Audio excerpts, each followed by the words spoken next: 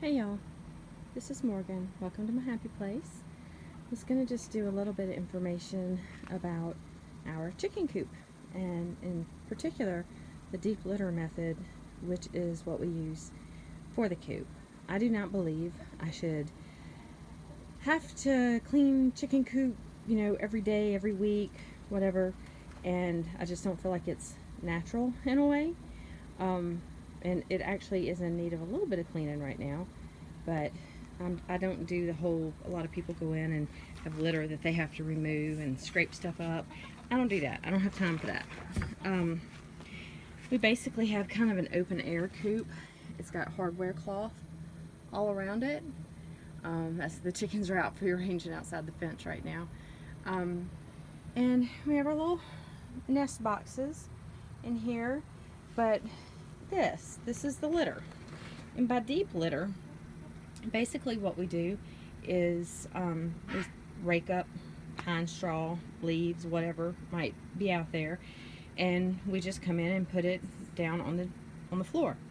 So what happens is the chickens, they poop when they're perching, at night on their roost, and it goes on the ground. And I don't even do this. If they're not really turning it, getting in here and looking for bugs and turning it, I'll throw a little bit of scratch in here, and that'll get them to turn the litter for me. But what happens is it basically acts like the forest floor. So you have your tree, the leaves or whatever it is that falls, you put it in here, the poop is on here, and it just starts breaking down. It is self-composting. And so what happens is, when we just put some in here, there's no smell. Roll this top layer back. There's no smell because we are keeping fresh litter down to cover anything, and then it composts. Let's see if I can get that moved back. There we go. And also, the good thing about it is, if you've ever been walking an hour or two after a good rainfall, the top layer of pine straw on the ground is dry. So one of the concerns with chickens is if they stay in a wet environment, that they can get bumblefoot, which is just a really nasty infection in their foot. And so that helps prevent it.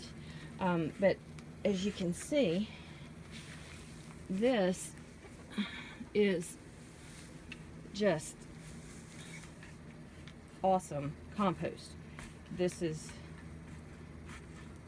probably going to get pulled out this year. This is about 2.5 years in.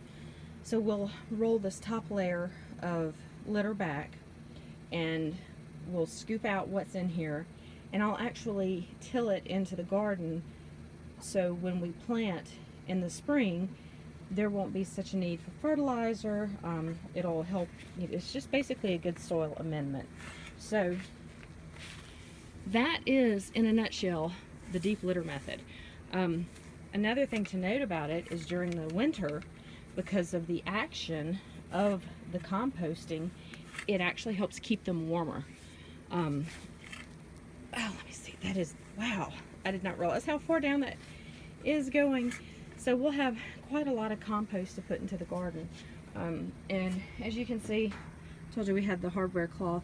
In the winter, you see that tarp that's up there, we'll cover it completely so that it blocks the wind. It's typically pretty cozy in here. I still have I have 4 hens that are broody, including that barred rock, and she's never been broody a day in her life until the past week or two.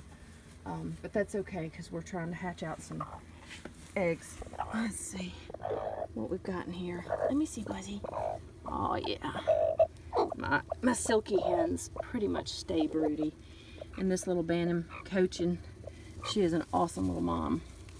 Her name is actually Harriet, but I call her Mama because she's such a good mama. Anyway, all right, so that's it. If you have any questions, any comments, please feel free to leave them. I would like to hear them. And if you enjoy more videos about what's going on the farm, and instead of just orchids, please let me know.